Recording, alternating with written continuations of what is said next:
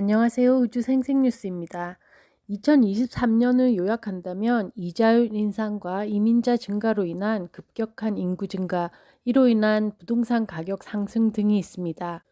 2023년 주식시장을 요약하자면 철광석 가격 고공행진과 이자율 인상으로 철광석 회사와 4대 은행 등이 주가 상승을 이끌었습니다.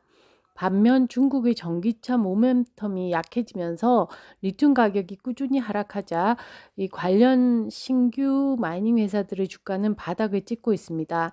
더군다나 이제 신생 회사로 리튬 생산을 시작한 회사들은 공장을 짓는 데 들어간 캐펙스에 대한 이자율이 올라가고 신생인 만큼 생산성이 아직 안 나오면서 생산 단가까지 아직 높은 편이라 재정적으로 점점 힘들어지고 있습니다.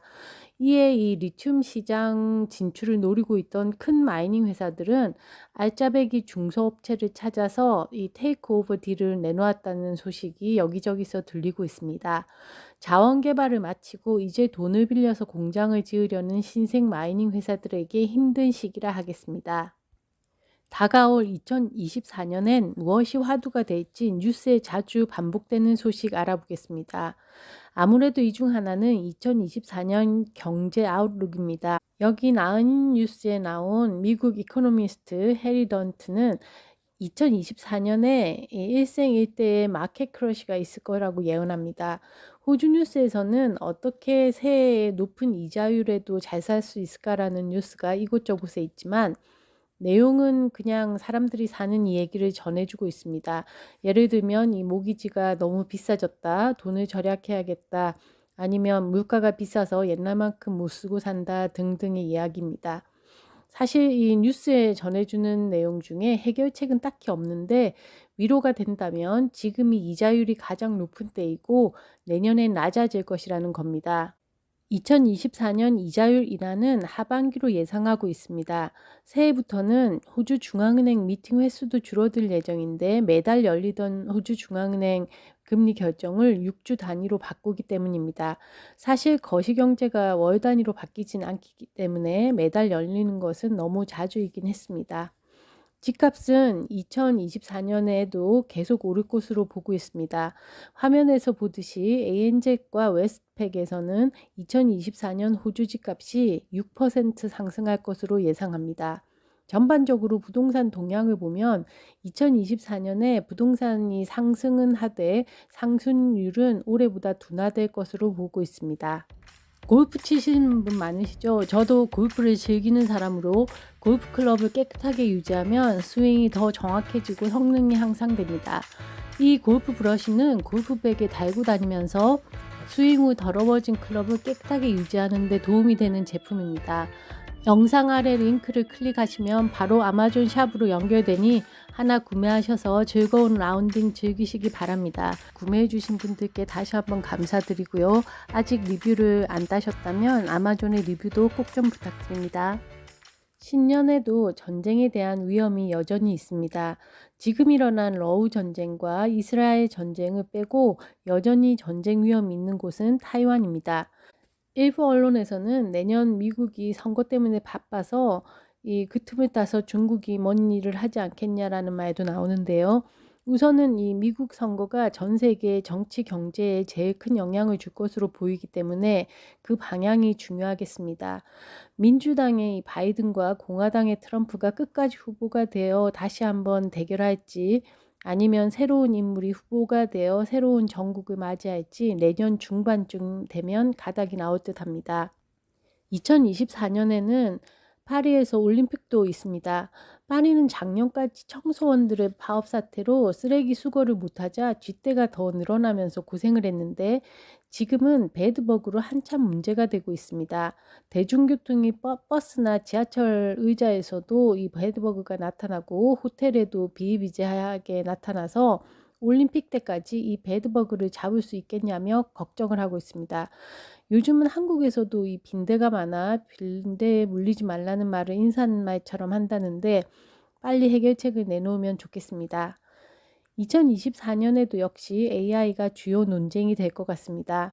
호주에서도 AI라면 AI인 이 자동 전화 사건인 로보뎃 사건이 있었는데요.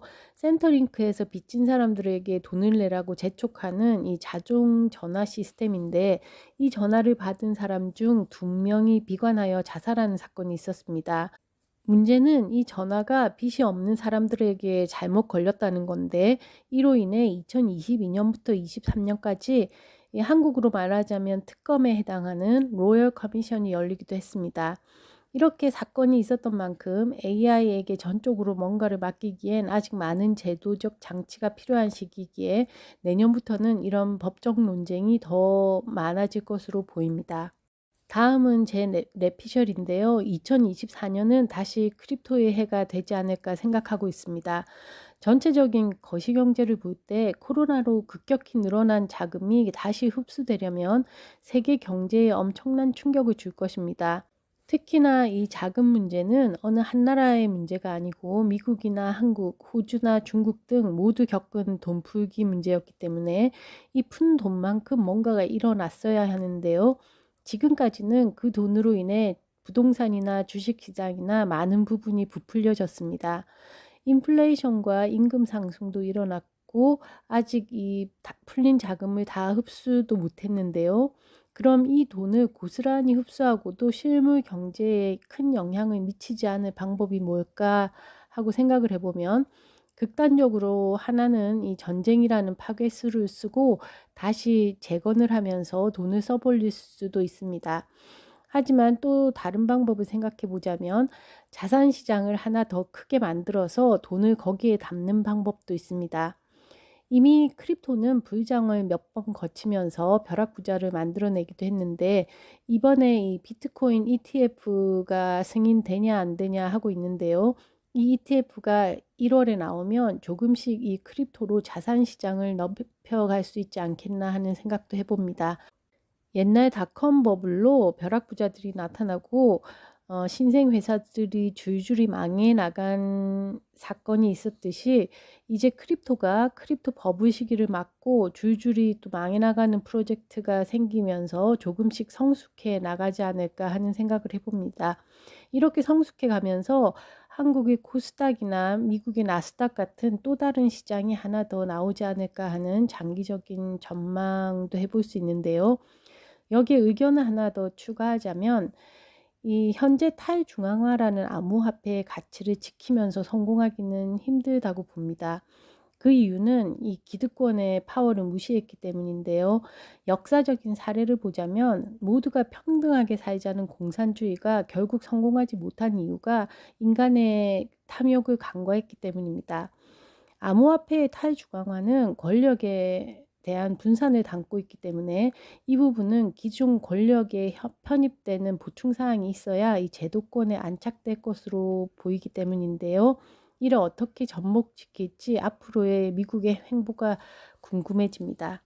마지막 레피셜은 한번 재미로 들어주시고 올 한 해 수고 많으셨고 새해 복 많이 받으시기 바랍니다. 감사합니다.